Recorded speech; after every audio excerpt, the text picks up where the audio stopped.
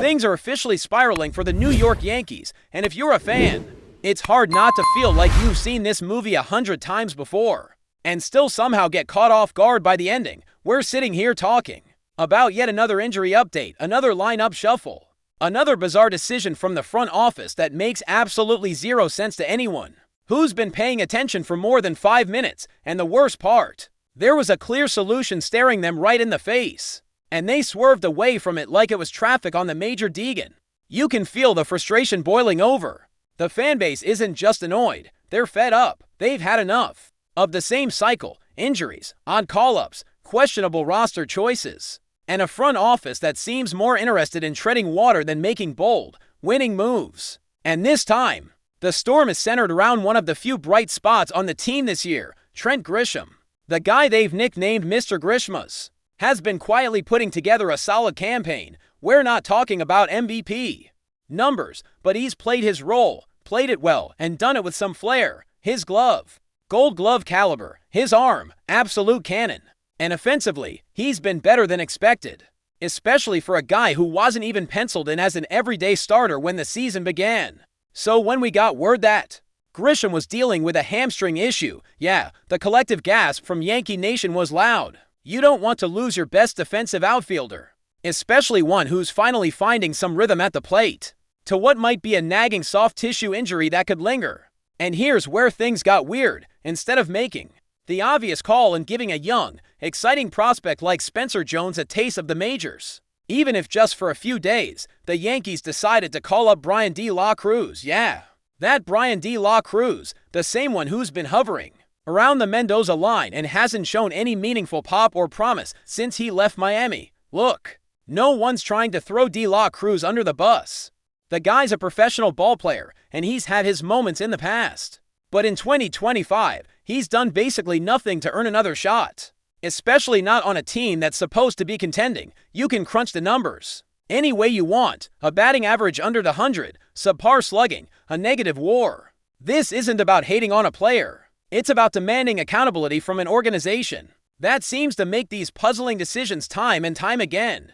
Trent Grisham's value is undeniable. He might not be a superstar, but when he's on the field, he adds stability, especially in center field, the most demanding spot in the outfield. The guy's got to Gold Gloves, plays the position with swagger, and has saved more runs this season than anyone's talking about. And the bat, it's not elite, but let's not ignore the facts. 15 home runs, an OPS over 800, a slugging percentage pushing point for .70. Those aren't numbers to scoff at, especially in today's game where strikeouts are up and batting averages are down across the board.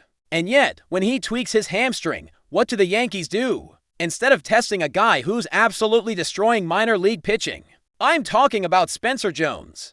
By the way, they go with a 31-year-old journeyman who hasn't had a decent stretch in the bigs in what feels like ages. That's the move. That's what you roll out when your center fielder goes down. Now, let's talk about the real head-scratcher, Spencer Jones. The kid's 24, drafted high, hyped up, and hitting the cover off the ball in AAA over his last 16 games. Batting over point for .00, getting on base nearly half the time, and slugging like a monster. He's got power, speed, defense, everything you want in a modern outfielder, and yet, somehow, that's not enough to earn even a short call-up.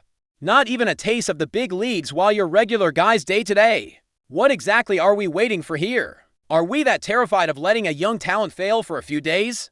That maybe he strikes out a couple times. Are the Yankees really that allergic to risk? This isn't a throwaway season.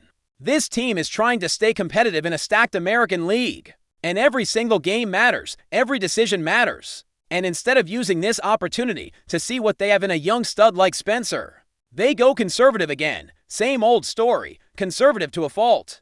Playing not to lose instead of trying to win. And that's been the defining theme of the Brian Cashman era for far too long. Now, to be fair, and I mean this in the most generous way possible, Grisham's injury doesn't seem catastrophic. The early signs suggest it's more tightness than a tear. He's being evaluated day-to-day, hasn't hit the ill yet, and the strength tests have been encouraging. Boone even hinted that he could be available as soon as today. But here's the thing, soft tissue injuries are tricky, they linger, and in a long season, you can't afford to let one of your best defenders push through something that could turn from a few days off into a few months on the shelf. So why not just be proactive? Give the man a week off, call up the future, and let's see what we've got. And no, this isn't some fantasy baseball, pie-in-the-sky idea. This is what smart, aggressive organizations do. They reward performance. They trust talent. They understand that development isn't always linear. And sometimes the best way for a guy to grow is to throw him into the fire. Let him see major league pitching. Let him feel that pressure. Let him fail, even, because that's how you build a real contributor. Not by stashing him in Scranton and hoping something clicks in another 6 months. And don't even get me started on the "we already have enough outfielders" excuse. That's weak. You're telling me that Jason Dominguez, Aaron Judge, and Cody Bellinger are such a rock-solid trio that you couldn't use a little more depth? Come on. Dominguez is still finding his rhythm after coming back from injury. He's batting around .250. The ops is decent, and sure, he's got speed, a dozen stolen bases and counting, but he's clearly not fully settled yet. And let's be honest, he's a left fielder playing out of position right now. He's adjusting. That's not a knock on him, it's just reality. Bellinger, he's been better than expected, but he's not a long-term answer. Judge is Judge, always a beast, but even he can't do it alone. So yeah, maybe you do have 3 outfielders technically, but if Grisham's out, your defense suffers, your flexibility suffers, and your depth, well, that goes from thin to non-existent real fast. So once again, we're left wondering what exactly the Yankees are cooking in that front office. Because from where I'm standing, it looks like they had a golden opportunity to give a young, exciting prospect a real shot, a low-risk, high-reward situation, and instead they chose comfort. They chose familiarity. They chose the guy with a .191 average over the guy slugging .800 in AAA.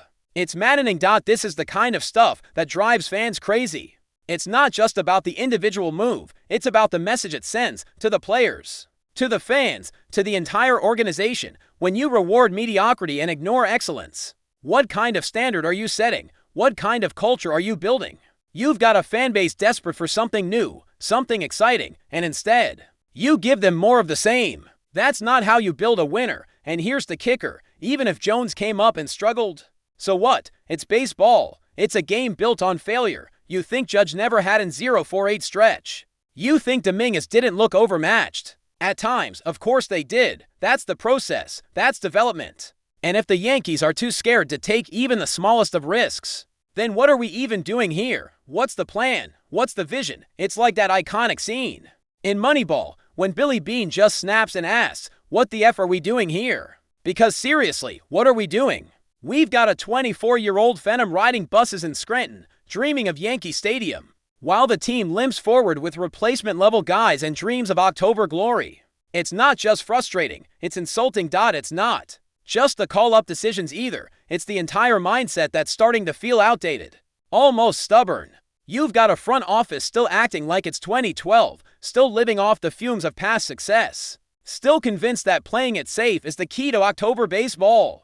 But newsflash, the rest of the league evolved. Look around. The best teams in baseball aren't afraid to shake things up. The Dodgers, they plug in prospects like it's nothing. The Braves, they'll give a 21-year-old a long-term deal before he's even played a month in the bigs. The Orioles, loaded with young talent and not scared to use it. Meanwhile, the Yankees keep clinging to veterans, hoping lightning strikes twice in the same broken bottle. But before we continue, please remember to join our channel and give this video a like. Your support allows us to keep bringing you the latest news about the New York Yankees. Feel free to share your thoughts on the news in the comments. Whispers are swirling around Yankee Stadium as rumors surface that the promising talents, Anthony Volpe and Ben Rice, have been sidelined from the New York Yankees roster due to an alleged altercation. Sources close to the team suggest that tensions flared between the young players, prompting management to take immediate disciplinary action and separate them from the active lineup.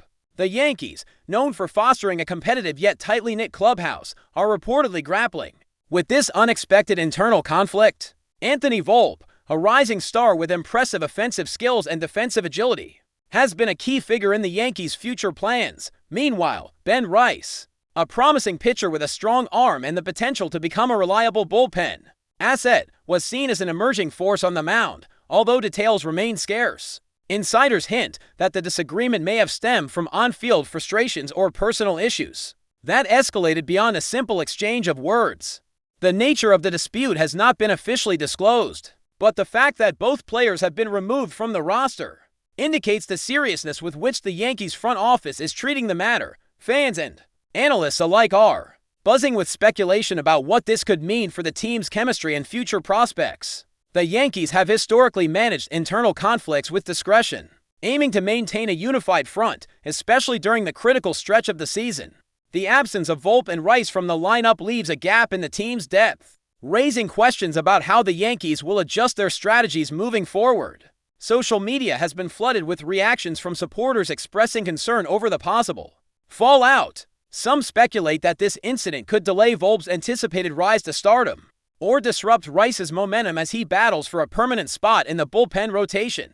Others wonder if this is a mere hiccup that the organization can quickly resolve behind closed doors. The Yankees have remained tight-lipped, issuing only a brief statement acknowledging the roster changes, without elaborating on the reasons behind them. This silence has only fueled the intrigue surrounding the situation, with rumors intensifying daily. As the saga unfolds, all eyes will be on the Yankees' next moves, whether they opt for reconciliation and reintegration of these young players or decide to part ways to preserve team harmony. For now, the baseball world watches closely, awaiting clarity on what could be one of the most intriguing off-field stories of the season. That's it for this update. If you enjoyed the video and want to keep receiving exclusive news about the New York Yankees, please subscribe to our channel and give us a like. We always appreciate your comments and opinions. See you in the next video.